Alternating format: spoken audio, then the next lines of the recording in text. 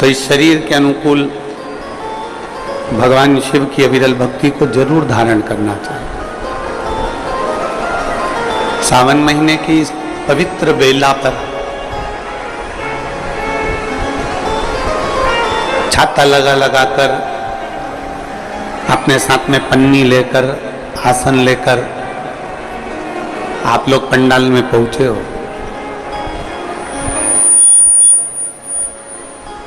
ये विश्वास मानकर चलना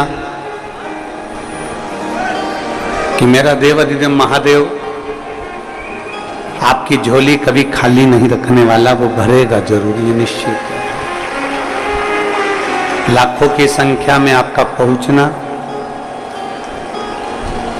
2 दिन से लगातार बारिश हो रही है, एक जैसी पानी गिर रहा, और उसमें भी आपकी अविरल भक्ति, भगवान शिव की प्रति प्रेम, ये बहुत बड़ा है।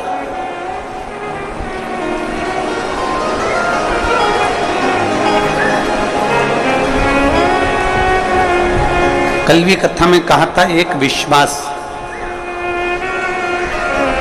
व्यक्ति को परमात्मा के नजदीक लेकर जाता है। एक भरोसा,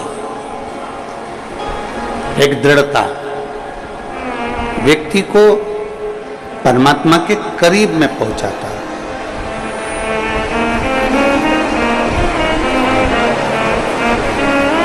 शिव महापुराण की कथा में तब जाओ जब आपका विश्वास बहुत प्रबल हो जाए, जब आपका भरोसा बड़ा प्रबल हो। अगर आपका विश्वास प्रबल नहीं है, आपका भरोसा प्रबल नहीं है, तो शिव महापुराण की कथा में जाने से कोई लाभ नहीं। धान बोने से पहले किसान जब धान बोता है तो धान बोने से पहले जमीन को नरम कर लेता है, उसमें पानी भर देता है। धान बोने से पहले जमीन में क्यारी बनाकर, खेत को तैयार कर कर उसमें पानी भर देता है। क्यों? क्योंकि वो जमीन नरम हो जाए। जमीन अगर नरम हो जाएगी तो उसमें फसल लगाने में दिक्कत नहीं होगी, उसमें बीज अंकुरित हो जाएगा और फसल तैयार हो जाएगी। जमीन को नरम करना जरूरी है। जमीन नरम होती है तब बीज अंकुरित होता है और बाहर निकलता है और फिर तो पौधा बनता है, फिर हमें फसल प्राप्त होती है। जैसे नरम भूमि में बीज लगाने पर बीज अंकुरित हो जाता है, उसी तरह शंकर भगवान की कथा कहती है कि अपने अंदर इतनी नम्रता लेकर आ जाओ, इतनी नम्रता लेकर आ जाओ कि तुम्हारे मुख से एक बार श्री शिवाय नमस्तुभ्यम निकले और वो बीज अंकुरित हो जाए और तुम्हारा कल्याण हो जाए। इतनी नम्रता।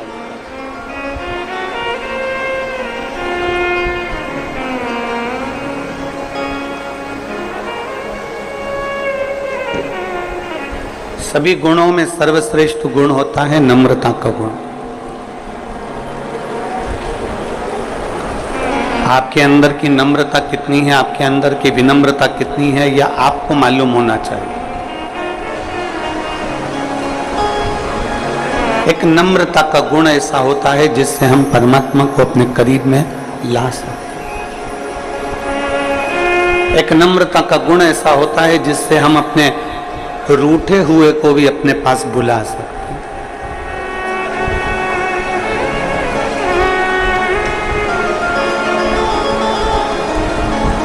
नम्रता का गुण।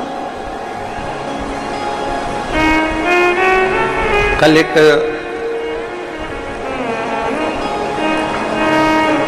बच्चे ने एक प्रश्न किया था।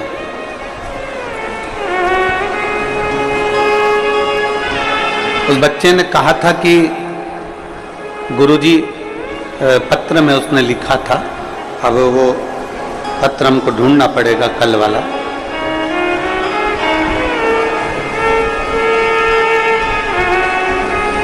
उस पत्र में उस बच्चे ने प्रश्न किया था, क्या श्री शिवाय नमस्तुभ्यम बोल लेने से, ओम नमः शिवाय बोल लेने से, नमः शिवाय बोल लेने से क्या भगवान शंकर आ जाते हैं? क्या शिव आते हैं? क्या भगवान देवाधिदेव महादेव आ जाते हैं? मान लो श्री शिवाय नमस्तुभ्यम, वो पत्र हमको यहाँ पर मिल नहीं रहा, पर वो पत्र उस लड़के ने जो लिखा, क्या श्री शिवाय नमस्तुभ्यम बोलने से भगवान शिव आते हैं? क्या ओम नमः शिवाय बोलने से भगवान शिव आते हैं? क्या नमः शिवाय बोलने से भगवान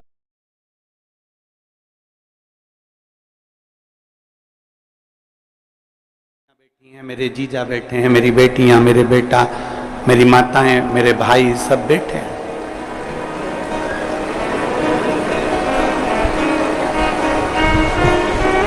अगर ये प्रश्न आपके सामने आ जाता, आप भी शायद यही उत्तर देते जो हम दे रहे हैं। बच्चे ने लिखा, वो पत्र तो हमको अभी नहीं मिल रहा है, और उस बेटे ने कल लिख के भेजा, क्या श्री शिवाय नमस्तुभ्यम बोलने से शिव आ जाते हैं? अगर वो बेटा यहाँ पर बैठा हो तो हम उस बेटे से कहेंगे कि तुम्हारे पास में जो बैठा हो, तुम्हारे पास में जो बैठी हो, उसको अपशब्द कहना चालू करो। तुम्हारे पास में जो बैठा बैठी हो, जो भी बैठा हो, अगर वो बच्चा यहाँ बैठा हो तो अपने पास में जो बैठा हो ना उसको गाली देना चालू करो। तुम्हारे पास में जो खड़ा हो, तुम्हारे पास में जो बैठा हो, उसको अपशब्द कहना चालू करो। जब आप अपशब्द कहोगे, गाली दोगे, जिसको तुम गाली दे रहे हो, जिसको तुम अपशब्द कह रहे हो, उसको क्रोध आएगा कि नहीं आएगा? बोलो तो नहीं छत्तीसगढ़ की जीजियो, जम के तो बोलो, आएगा ना? बच्चे ने प्रश्न किया कि श्री शिवाय नमस्तुभ्यम बोलने से क्या शिव आते हैं? मैं उस बच्चे से कहना चाहता हूं, अगर वो बच्चा यहां बैठा हो तो तुम अपने पड़ोस में जो बैठा है उसको गाली दे, उसको अपशब्द बोल, उसको आड़ा टेढ़ा बोल, फिर देख उसको क्रोध आता है कि नहीं आता, आएगा कि नहीं आएगा? जब तुम्हारे बोलने से पड़ोसी को क्रोध आ जाता है तो श्री शिवाय नमस्तुभ्यम बोल लेने से मेरा महादेव भी आ ही जाता। क्यों नहीं आएगा? केवल आप दिल से पुकारोगे, दिल से भजोगे, दिल से स्मरण करोगे। तुम्हारे कहने से पड़ोसी को क्रोध आ रहा है, तुम्हारे कहने से पड़ोसी को अपशब्द बोलने से क्रोध आ रहा है, तो परमात्मा क्यों नहीं आ सकता? आप दिल से तो पुकारो। चलो वो भी जाने दो, और सरल भाषा में समझ लो।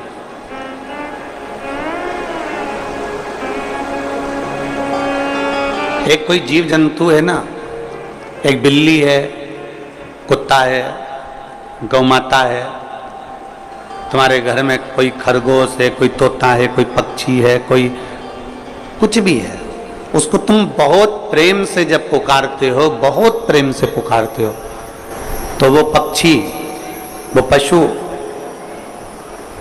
वो गौ माता, वो श्वान, वो बिल्ली तुम्हारे पास में आती कि नहीं आती? अरे बोलो तो जम के, आती है ना? आपने केवल उसको प्रेम से पुकारा, आपने केवल उसको प्रेम से बुलाया, तो वो तुम्हारे करीब में आ गए। जब एक जीव तुम्हारे प्रेम से बुलाने से तुम्हारे करीब में आ सकता है, तो तुम्हारे प्रेम से, करुणा से, वात्सल्यता से परमात्मा को पुकारने पर मेरा देवाधिदेव महादेव भी तुम्हारे पास में आ सकता है। बोल बम का नारा है, सारी समस्या का हल।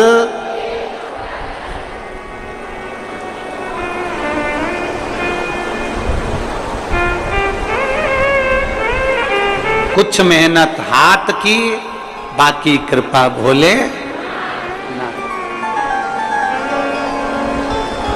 आप पुकारो दिल से, वो आएगा।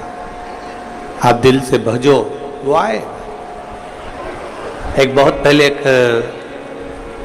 लाइन आप लोग गुनगुनाते थे, कौन कहता है भगवान आते नहीं, बेर शबरी के जैसे खिलाते हैं।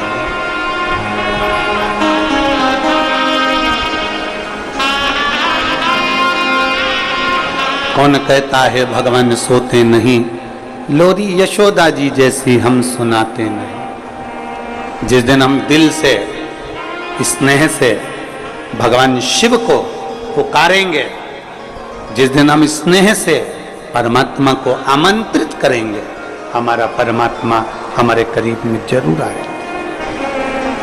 तो देरी नहीं लगा सकता। शिव महापुराण की कथा क्या सिखाती है? भगवान शंकर की कथा केवल यही सिखाती है कि आप जिस परिस्थिति में हैं, आप जैसी भी परिस्थिति में हैं, उस परिस्थिति में परमात्मा को पुकारो।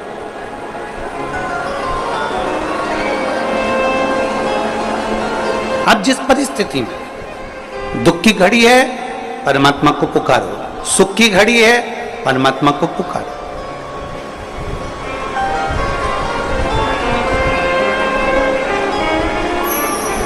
ये बोलबम सेवा कल्याण समिति भिलाई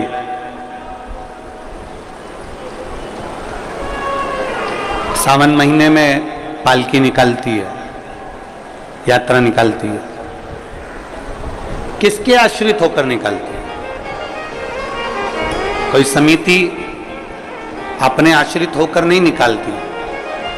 जिस देवाधिदेव महादेव की पालकी निकल रही है, जिस देवाधिदेव महादेव की पालकी का स्मरण हम कर रहे हैं, वो पालकी भी अगर निकल रही है तो उसके आश्रित होकर ही निकल रही है।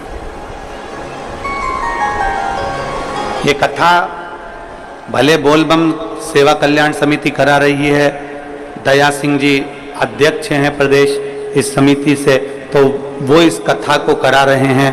पर माना जाए ये कथा के लिए निमित्त दया सिंह जी को बनाया, कल्याण समिति को बनाया, पर कराने वाला तो सावन के महीने में मेरा देव अधिदेव महादेव है। निमित्त इनको बना दिया, पर कराने वाला वो देव अधिदेव महादेव है।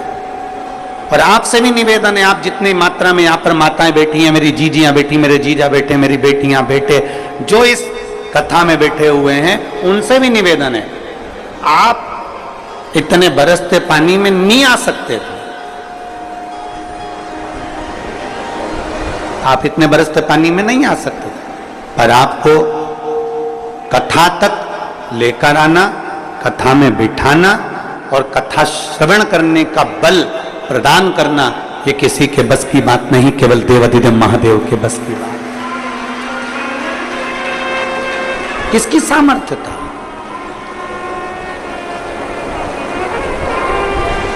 आप और हम सोचे कि हम शंकर जी को अच्छे से जानते हैं। ना ना ना ना, ना जाने कितने तपस्वी तप कर कर कर चले गए, ना जाने कितने साधक साधना कर कर कर चले गए, ना जाने कितने व्रत कर कर कर चले गए, कितनी उपासना कर कर कर चले गए, पर वो भगवान शिव को नहीं जान पाए।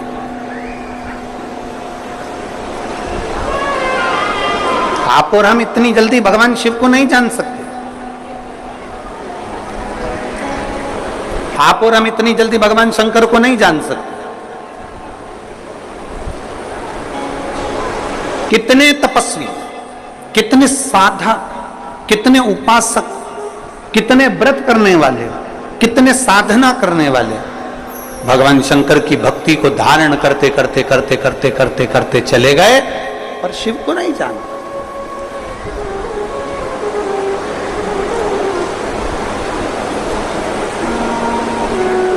आप में से कई माताएं ऐसी हैं, जब मंदिर में पूजन करने जाती हैं तो दो चार माताओं को राय देकर आती हैं, अरे तुझे नहीं आती ऐसे पूजन करा कर, अरे तुझे नहीं आता ऐसे जल चढ़ाया कर, अरे तुझे नहीं आता तू ऐसा करा कर, अरे तुझे नहीं आता ऐसा करा कर।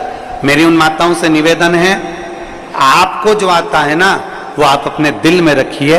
अगर उसको बताना ही है ना तो मंदिर से बाहर निकल कर बताओ, पर मेरे महादेव के सामने कोई राय मत दीजिए, कोई विचार मत दीजिए।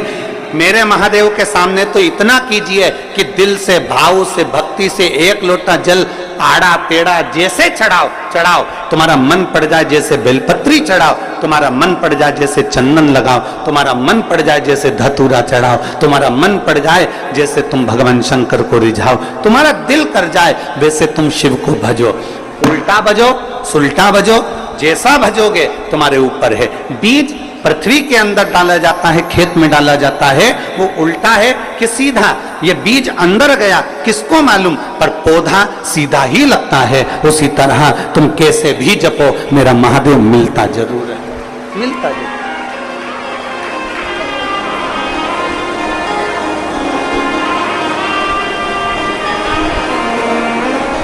हमारी आदत होती है, हम 4 लोगों को जाकर बताते हैं तूने ऐसा गलत कर दिया, तूने ये गलत कर दिया। नहीं, शिव के सामने नहीं।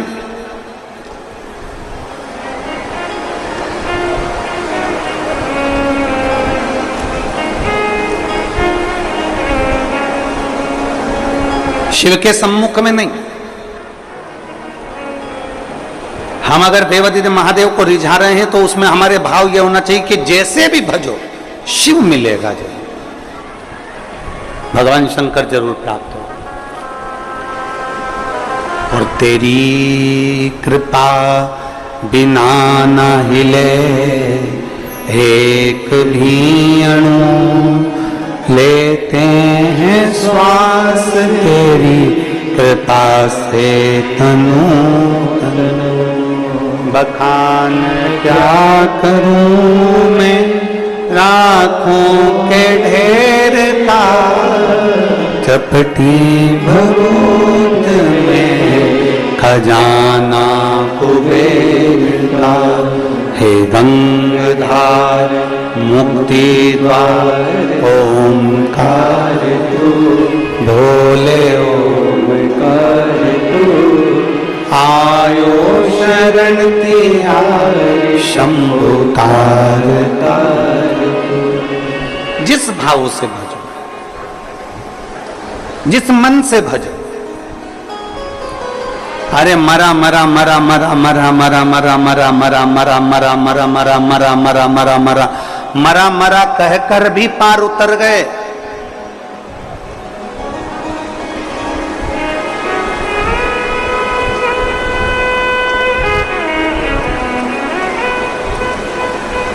बहुत सारे मिलते हैं आपको, कोई कहेगा ऐसा भजो, कोई कहेगा वैसा भजो, कोई कहेगा ऐसे गुणगान करो, कोई कहेगा वैसे गुणगान करो। शिव महापुराण की कथा कहती है तुम्हारा दिल जैसे कर जाओ, तुम्हारा मन जैसे कर जाओ। आप में से कई माताएं ऐसी बैठी है जो सावन के सोमवार का व्रत करती है। कौन कौन ने करा था सावन के सोमवार का व्रत? हमने भी करा था, तो हम भी उठा। ठीक है, आप लोगों ने व्रत किया ना। अब आप में से और हम में से कई माताएं बहन भाई ऐसे होंगे जो व्रत करे होंगे, तो उन्होंने एक टाइम फलाहार किया होगा, एक टाइम जम के बोलो भोजन किया होगा। आप में से कई लोग ऐसे होंगे जिन्होंने एक टाइम फलाहार करा तो दूसरे समय पर भी फलाहार किया होगा। आप में से कुछ लोग ऐसे होंगे जो एक टाइम केवल फलाहार करे होंगे, दूसरे समय कुछ भी नहीं लिया। बोलो बोलो, सही है कि गलत है? अब ईमानदारी से बोलना। आप में से कई लोग ऐसे होंगे जिन्होंने दिन भर कुछ भी नहीं खाया होगा, केवल एक गिलास दूध, एक फल और बाबा का प्रसाद लेकर और व्रत कर लिया। अब आप में से कई लोग ऐसे भी होंगे जिन्होंने दोनों समय भोजन करा होगा और सुबह नाश्ता भी किया होगा, दिन में पानी पूरी भी खाई होगी, शाम को थोड़ा भगर भी, सब खाया। अब जरा बहुत बहुत गहन चिंतन वाला विषय, जरा ध्यान दीजिएगा। एक व्रत करा, एक टाइम भोजन, एक टाइम फलाहार, एक ने व्रत करा दोनों समय फलाहार, एक ने व्रत किया कि मैं कुछ नहीं खाऊंगा, एक फल, एक गिलास दूध, एक ने सब कुछ खाया, मतलब दिन भर भोजन कर, दिन भर भोजन कर। अब जो एक समय फलाहार कर रहा है वो भी शंकर का भगत है, जो एक दोनों समय फलाहार कर रहा है वो भी शिव का भगत है, जो एक फल ले रहा है और एक गिलास दूध ले रहा है वो भी शिव का भगत है, और जो दोनों समय भोजन कर रहा है वो भी शिव का भगत है। अब शंकर जी से पूछा जाए कि इनमें से तुम मुक्ति किसको दोगे, इनमें से तुम मोक्ष किसको दोगे, इनमें से सबसे पहले तुम किसकी सुनोगे, किसकी सुनोगे? तो भगवान देवाधिदेव महादेव का चरित्र कहता है माता पार्वती से, पार्वती भले तुम भूखे रहो मत रहो, पर इतना जरूर करो कि किसी का दिल ना दुखे, तो मैं प्रसन्न हो जाता हूं और वर प्रदान करूं। तुमने व्रत किया ना किया, तुमने साधना करी ना करी, तुमने तप किया ना किया, तुमने उपास किया ना किया, पर इतना जरूर करो कि जिस दिन तुम्हारा व्रत है, जिस दिन तुम्हारा उपास है, उस दिन तुम्हारे मुख से अपशब्द ना निकले। जिस दिन तुम्हारा व्रत है उस दिन तुम्हारे मुख से आड़ा टेढ़ा ना निकले। जिस दिन तुम्हारा व्रत है उस दिन तुम अपने पिता, पति और परमात्मा, इन तीन के झूठे बर्तन अवश्य घिसे, अवश्य मांझे।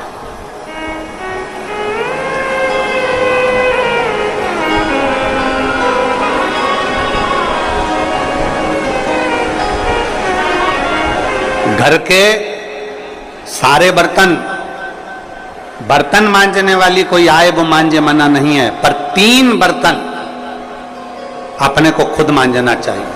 पहले नंबर पर पिता के झूठे बर्तन, दूसरे नंबर पर पति के झूठे बर्तन, और तीसरे नंबर पर परमात्मा के झूठे बर्तन हमें स्वयं मांजना चाहिए, हमें स्वयं। इन 3 के बर्तन अगर दूसरे मांजते हैं तो आधे से ज्यादा वस्तु पर हक जो बर्तन मांजता है उसका हो जाता है। अब तुम समझ लेना अच्छे से, हम इसको बहुत विस्तार से नहीं कहेंगे। मालूम पड़े पिता के झूठे बर्तन अगर आप मांज रहे हो, पिता के सामने आप झूठे बर्तन उठा रहे हो, पिता के सामने आप बर्तन लेकर जा रहे हो, पिता के सामने आप उनके बर्तनों को मांज रहे हो, पिता के सामने आप उनके बर्तन उनके कमरे में उठाने जा रहे हो, पिता के सामने आप उनके झूठे बर्तन ले जाकर घिस रहे हो, मांज रहे हो, साफ कर रहे हो, तो पिता आपको देखेंगे, देखेंगे तो उनके मन में आएगा मेरी बहू कितनी अच्छी है, देखो सारे बर्तन वो मांजने वाली मांजती है, पर मेरा झूठा बर्तन मेरी बहू मांजती है, तो पिता अपनी तिजोरी का माल निकाल के चुपचाप से तुमको दे दे, ये मेरी बहू है। सारे बर्तन दूसरे मांजते हैं पर मेरी बहू मेरे बर्तन मांजती है, मेरी बहू मेरी सेवा करती है, मेरी बहू मेरी चाकरी करती है, मेरी बहू मेरे बर्तन घिसती है। दूसरे नंबर पर पति, पति के बर्तन, पति ने जिस बर्तन में भोजन किया है उसका बर्तन बर्तन मांजने वाला नहीं, उसके बर्तन पत्नी को मांजना चाहिए।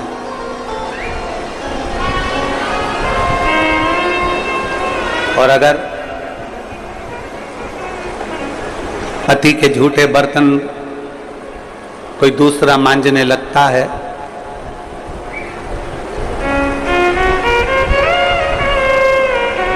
तो एक दिन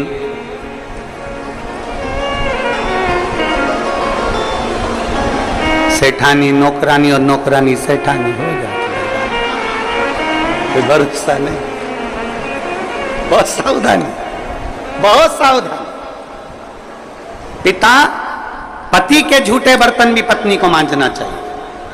स्वामी के जब झूठे बर्तन मांजोगी पति की दृष्टि में आएगा सारे घर के बर्तन दूसरे मांजते हो पर मेरी पत्नी मेरे बर्तन मांजती है, मेरी पत्नी मेरे झूठे बर्तन उठाती है, मेरी पत्नी मेरे झूठे बर्तन संभालती है, मेरी पत्नी मेरे झूठे बर्तन उठाकर रखती है, मतलब उसकी दृष्टि में आपका भाव बढ़ता चले जाएगा। तो आपको जिस दिन तुम बोलो कि मुझे ये चाहिए, पति को याद आ जाएगा ये मेरी सेवा करती है, झूठे बर्तन तक संभालती है, तो तुरंत साड़ी भी दिलाएगा, करवा चौथ की अंगूठी भी दिलाएगा, निश्चित।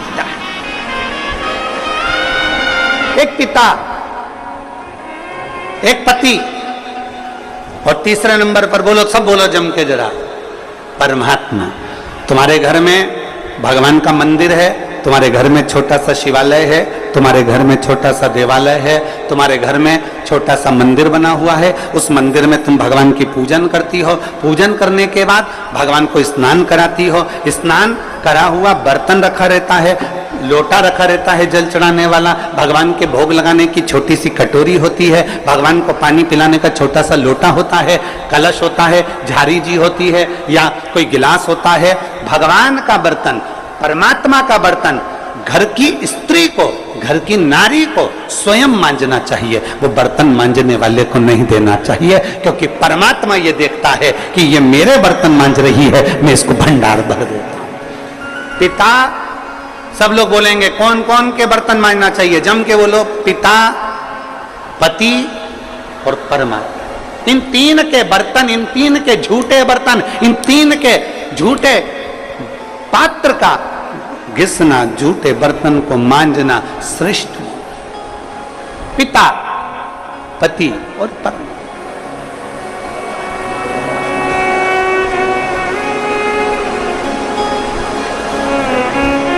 श्रेष्ठ।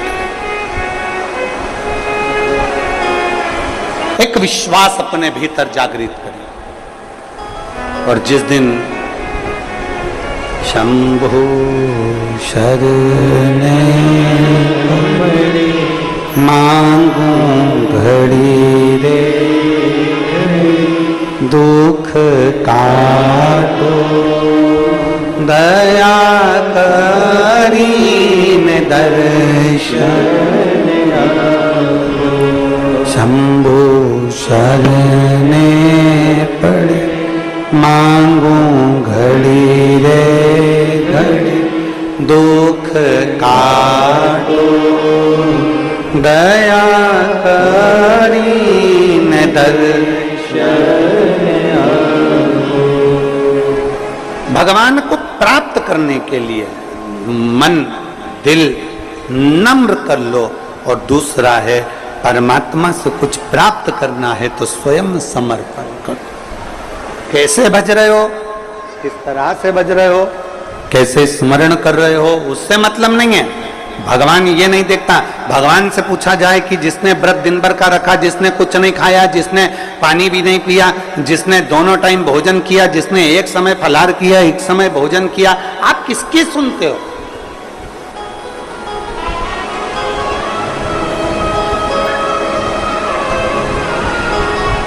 आप किसकी सुनोगे? तब भगवान शिव कहते हैं, तब भगवान शंकर कहते हैं, शिव माता पार्वती जी से कहते हैं, पार्वती जो किसी का दिल ना दुखा,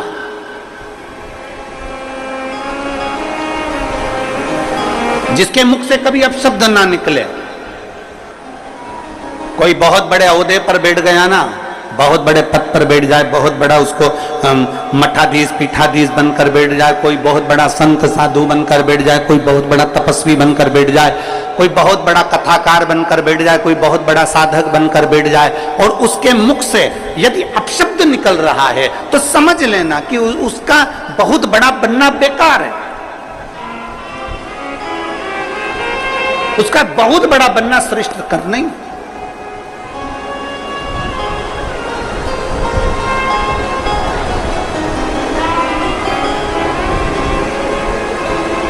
एक बहुत सुंदर कथा थी। एक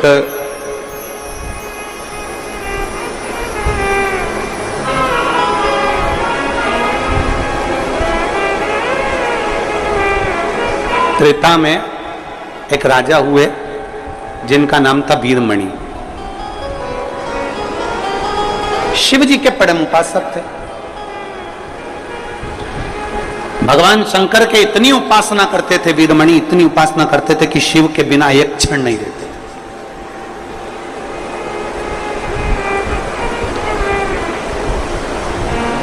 और देवपुर नाम के नगर में उनका निवास था। देवपुर नाम का एक नगर था त्रेता में, और उस नगर में वो निवास करते थे वीरमणि, बहुत विद्वान। वीरमणि स्वयं शंकर के उपासक थे, और वीरमणि का जो पुत्र था रुक्मंगद, वो भी शिव का उपासक। वीरमणि भी शंकर के उपासक थे, और उनका बेटा रुक्मंगद भी भगवान शिव की आराधना करते। कई वर्ष निकल गए तप साधना करते करते, कई साल निकल गए तप साधना करते करते, कई वर्ष उनके तप साधना में निकल गए, पर वीरमणि को शिव का दर्शन नहीं हुआ। वीरमणि को शंकर का दीदार नहीं हुआ, शंकर का दर्शन नहीं हुआ। कई वर्ष निकल गए, और मैंने तेरे ही भरोसे बाबा, तेरे ही भरोसे हवा बिच उड़ती जावांगी, बाबा डोर हत्थों छड़ी ना मैं कट्टी जावांगी, भोले मैं तेरी पतंग, शंभो मैं तेरी पतंग, हवा बिच उड़ती जावांगी, बाबा डोर हत्थों छड़ी ना मैं कटी जावांगी। वीरमणि को आज तक शिव का दीदार नहीं हुआ। आराधना करते करते करते करते, शंकर का भजन करते करते, शिव की उपासना करते करते बहुत समय निकल गया। देवपुर नगर का राजा वीरमणि साधना करते करते कई वर्ष निकल गए, पर शंकर का कोई दीदार, शिव दिखे ही नहीं। आप में से कई मेरी जीजियां बैठी हैं, रोज शंकर के मंदिर जाती हैं, रोज जल चढ़ाती हैं, रोज शंकर के मंदिर में झाड़ू लगाती हैं, रोज शंकर जी के मंदिर में पोछा लगाती हैं, रोज शिव जी के मंदिर में दीप लगाती हैं, रोज शंकर जी को बेलपत्र चढ़ाती हैं, उनका श्रृंगार करती हैं। कई माताएं ऐसी हैं जिनको अभी तक शंकर का दीदार नहीं हुआ, पर इतना विश्वास से कहता हूं, छत्तीसगढ़ की इस पवित्र भूमि पर इतना विश्वास से कहता हूं, भले शंकर का दर्शन नहीं हुआ हो, पर इतना विश्वास से कहता हूं कि मेरे बाबा ने तुम्हारी झोली खाली तो रखी नहीं होगी, भर जरूर दी।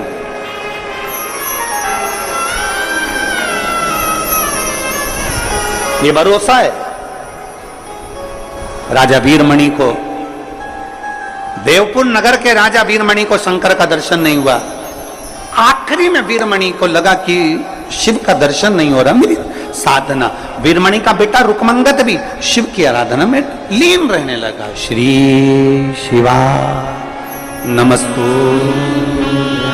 श्री शिवा नमस्तु, श्री शिवा नमस्तु, श्री शिवा नमस्तु। वीरमणि भगवान शंकर की आराधना में डूबे रहते, रुक्मंगद भगवान शिव की आराधना में डूबे रहते। एक दिन वीरमणि कहीं से निकल कर जा रहे थे, और रास्ते में वीरमणि जब निकल कर जा रहे थे, नंदी, भगवान शिव के गण नंदी रूप बदलकर पृथ्वी पर विचरण कर रहे थे, और वीरमणि ने देखा कि कोई ऐसा चमकदार व्यक्ति जिसके चेहरे का तेज इतना प्रबल है कि सूर्य भी उसके सामने फीका है।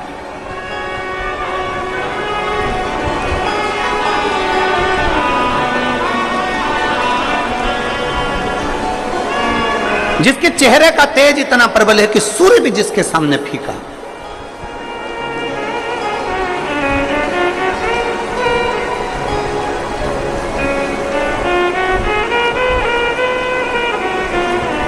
कभी कभी ऐसा होता है, कभी कभी और ये अनुभव किया है हमने भी किया।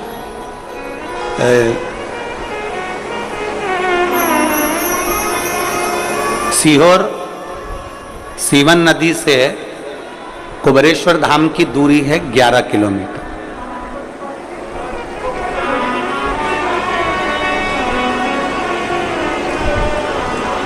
सुल्तानगंज से बाबा बैद्यनाथ जी की दूरी 150 किलोमीटर से ज्यादा।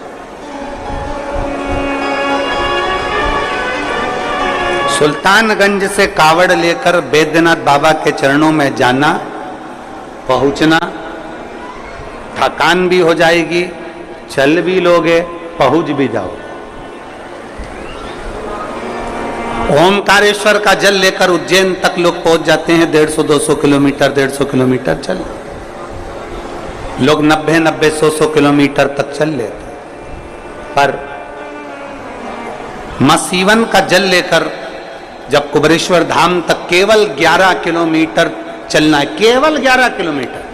लोगों को लगता है 11 किलोमीटर, हम तो वहां गए थे, हम वहां पर 150 किलोमीटर चले थे, हम आ गए थे, हम 70 किलोमीटर चले थे, हम आ गए थे, हम 50 किलोमीटर चले थे, हम आ गए थे 21 किलोमीटर चले थे, हम आ गए थे 14 किलोमीटर चले थे, हमने वो पहाड़ चढ़ा था, हमने वो वहां गए थे, हमने वो दर्शन किए थे, हम इतने ऊंचे पहाड़ चढ़ सकते हैं, तो 11 किलोमीटर क्या लगे। पर हमने देखा है सीवन का जल लेकर जब 11 किलोमीटर दूर कुबेरेश्वर धाम तक जाते हैं तो 11 किलोमीटर चलने में भी लोगों को यह अनुभव होता है कि हम कम से कम 300 या 500 किलोमीटर केवल 11 किलोमीटर में चलिए। इतना सत बाबा ले लेता, इतना सत लेता। आप लोगों में से किसी ने सीहोर की अगर कावड़ भरी होगी तो उसको मालूम होगा। इतना सत, इतनी शक्ति, इतनी परीक्षा मेरा कुबेरेश्वर बाबा ले लेता। 11 किलोमीटर चलते चलते चलते चलते जब मात्र 1 किलोमीटर की यात्रा रह जाती है तब बाबा इतनी परीक्षा लेता है, इतनी परीक्षा लेता है कि अब तो चला नहीं जाता, केवल 11 किलोमीटर में। और लोग सुबह मॉर्निंग वॉक करते हैं तो 5 kilometre, 7 kilometre, 6 kilometre, 4 kilometre, 3 kilometre चल लेते हैं। पर कुबेरेश्वर धाम जब जाते हैं और जब बाबा की कांवड़ लेकर जाते हैं तो वहां थक जाते हैं, 1 किलोमीटर तो चला तक नहीं जाता, ऐसी स्थिति हो जाती है। हमने भी अनुभव किया। और जब 2 किलोमीटर की यात्रा रह गई हमारे चलते चलते चलते चलते, तब चलना नहीं जा रहा।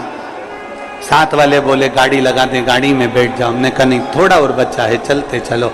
आखिरी में हमने देखा बोल बम बोल बम बोल बम बोल बम बोल बम बोलते बोलते बोलते बोलते चलते चलते आखिरी में 2 लड़कों के कंधे पर हाथ रखा, फिर चल दिए। चलते चलते चलते चलते फिर आखिरी में विचार कर अब 1 किलोमीटर बचा है पर चला नहीं जा रहा। इतनी देर में बाबा देवाधिदेव महादेव का स्मरण किया। एक छोटा सा छोरा गोरा गोरा सा आया, उसने हाथ पकड़ा, चीटी उंगली पकड़कर जो खींचता खींचता खींचता खींचता ले गया तो कुबेरेश्वर धाम तक पहुंचा।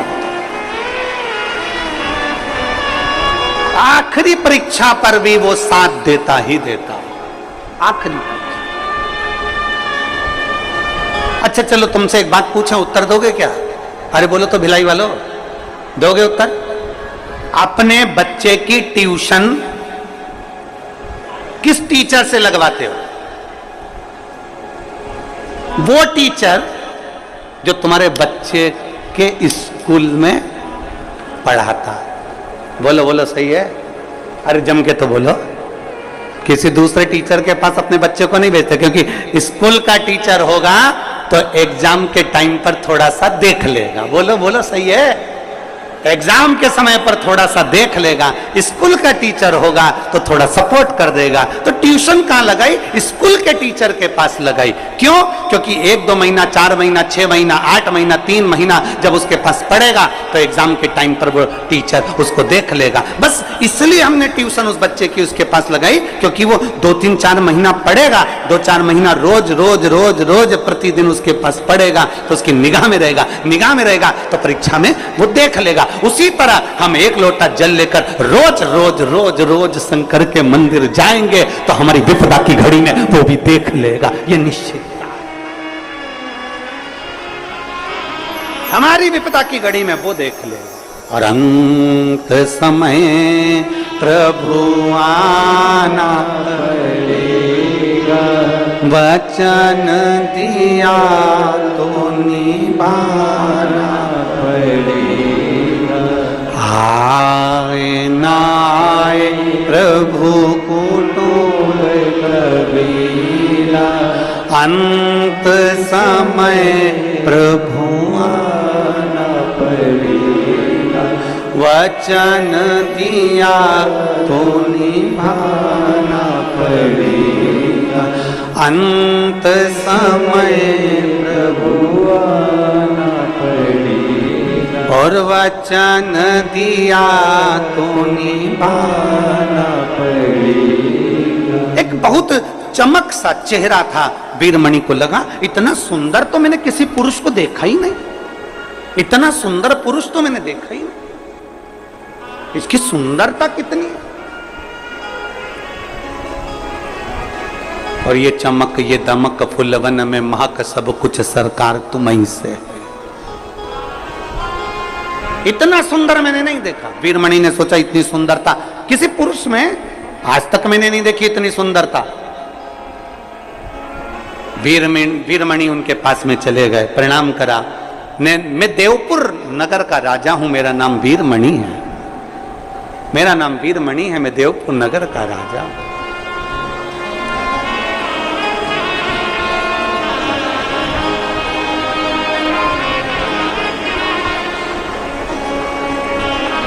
सावन के महीने में वीरमणि राजा की कथा बहुत बहुत फलदायी होती है, बहुत